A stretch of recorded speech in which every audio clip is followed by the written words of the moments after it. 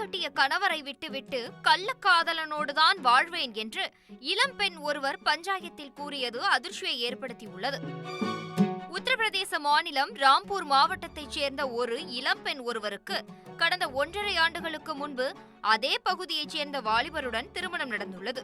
இந்த நிலையில் திருமணத்திற்கு பிறகு இளம்பெண்ணுக்கு கள்ளக்காதல் ஏற்பட்டுள்ளது. கணவர் இல்லாத நேரத்தில் அவருடன் செல்போனில் பேசி, சில சமயம் வீட்டில் யாரும் இல்லாததை பயன்படுத்தி கள்ளக்காதலனை நைசாக வீட்டிற்கும் அழைத்து இருக்கிறார் அந்த இளம்பெண். இந்த விஷயம் மெல்ல மெல்ல கணவருக்கு தெரிய வந்து கணவன் மனைவி இடையே அடிக்கடி சண்டை ஏற்பட்டுள்ளது.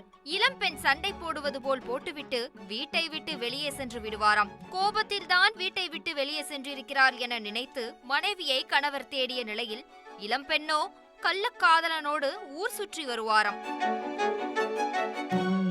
இப்படியாக 10 முறை வீட்டை விட்டு கள்ளக்காதலனோடு சென்றுள்ளார். இதனால் ஒரு கட்டத்தில் வாழ்க்கையில் வெறுப்படைந்த கணவர் இது பற்றி பெண்ணின் உறவினர்கள் பெற்றோர்களிடம் தெரிவித்து இருக்கிறார். இதையடுத்து எல்லோரும் கூடி பேசி பஞ்சாயத்து செய்தால்தான் சரிவரும் என முடிவு எடுத்துள்ளனர். இதன்படி பஞ்சாயத்துக்கும் ஏற்பாடு செய்யப்பட்டுள்ளது. அப்போது கிராம பெரியவர்கள் பலரும் இளம்பெண்ணை கள்ளக்காதலை கைவிட்டுவிட்டு கணவருடன் வாழ அறிவுரை வழங்கியுள்ளனர்.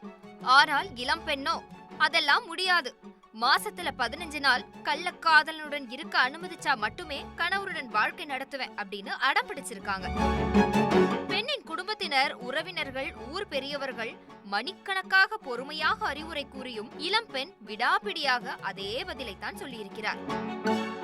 அவரது கணவர் கதறி அழுதும் இளம்பெண் தான் எடுத்த முடிவுதான் இறுதியானது, இஷ்டம் இருந்தால் இருக்கிறேன், இல்லை என்றால் கள்ளக்காதலனுடன் செல்கிறேன் என்று திட்டவட்டமாக கூறியிருக்கிறார். இதனால் கள்ளக்காதலனுக்கு மனைவியை தாரை வார்த்துவிட்டு சோகத்துடன் அந்த வாலிபர் திரும்பி சென்றுள்ளார்.